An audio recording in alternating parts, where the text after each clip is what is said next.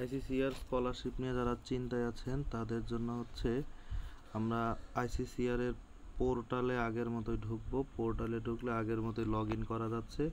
তো আপনারা এখানে মেইল অ্যান্ড ইমেল অ্যাড্রেসটা দিয়ে দেবেন। আমি এটাকে একটু ডেস্কটপ ভিউ দিয়ে দিচ্ছি।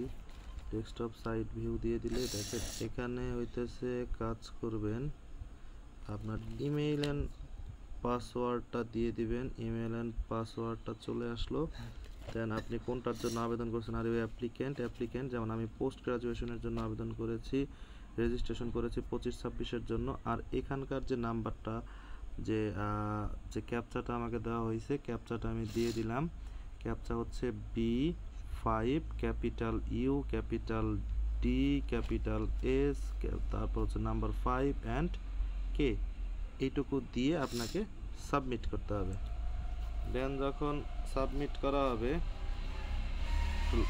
সাবমিট করলে ভেতরে আসলো। সাবমিট করে ভেতরে আসার পর আপনি দেখেন আগে যেরকম একটা ড্যাশবোর্ড ছিল, ড্যাশবোর্ডের মধ্যে এখানে ছিল অ্যাপ্লিকেশন, সেখানে আসছে হচ্ছে ভিউ অ্যাপ্লিকেশন, মানে অ্যাপ্লিকেশনটা কোন স্টেটাস আছে। আপনি চাইলে এখান থেকে আপনার পার্সোনাল ডিটেইলস, এডুকেশনাল ডিটেইলস, আদার ডিটেইলস, ডকুমেন্ট, প্রোফাইল, স্টেটাস সব চেক করতে পারবেন। কিন্তু আমরা এইখান থেকে ডিরেক্ট স্টেটাসে চলে যাব। স্টেটাস, আচ্ছা এডিটিং, আচ্ছা এখানে আনঅ্যাভেলেবল দেখাচ্ছে। আচ্ছা আরেকবার একটু ঢুকি আমরা, নেটওয়ার্কটা এরর হয়ে যাচ্ছে। আসলে আইসিসিআর পোর্টালটা খুবই দুর্বল, যার কারণে এরকম বারবার ডিসকানেক্ট হয়ে যায়। তারপর হচ্ছে 8E2KTZD, আরেকবার সাইন ইন করছি। সেমভাবে আগের মতোই সাইন ইন করে নিলাম। সাইন ইন করার পরে যে আমরা এই অপশনটাতে ক্লিক করব, মূলত